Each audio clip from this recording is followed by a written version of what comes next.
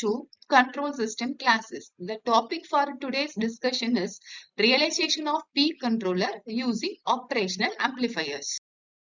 The transfer function of P controller can be given as U of S by E of S is equal to Kp, where U of S is called control signal, E of S is called input error signal, and Kp is called as proportional controller K. In order to achieve a variable gain in the system so that the output C of S can be desired. To achieve the variable gain, we are interested to construct an op-amp based amplifier. Here, op-amp based circuits provides high input impedance, low output impedance, and also it provides high voltage gain. High input impedance in the sense the circuit will not consume more current from the source, and low output impedance in the sense the circuit can deliver all its without any considerable change in potential drop. It can able to deliver the current to the load, and also the op-amp can be operated in different configurations, namely inverting mode, non-inverting mode as a sign changer. These three configurations can be used for constructing a controller using electronic. The op-amp is connected in non-inverting configuration mode to realize peak controller. As it is a non-inverting op-amp, the input is applied to the non-inverting terminal plus, namely U of t. The output is notated as U of t. The output U of t by E of t is called as gain of the system. The gain will be the component based on the resistance connected R2 and R1. R1 is the resistance connected between non-inverting terminal and the ground. R2 is called as the feedback resistance. For non-inverting operational amplifier, we know that the gain is 1 plus R2 by R1. R2 by R1, even when it is equal, the gain will be equal to 2. So based on the value of R2 and R1, we can able to vary the gain. But we need to observe here, always the gain will be greater than 1. That is the drawback of going with non-inverting op-amp, that the Kp value minimum will be only from 1. So to avoid that, we can go for inverting op-amp, but inverting op-amp need additional circuits to construct it, as a sign changer will be required.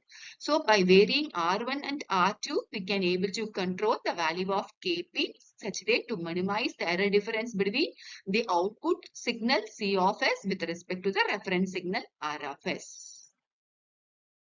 So the first circuit is called inverting op-amp, as the input E of t is applied to the inverting terminal of op-amp and the non-inverting terminal is grounded.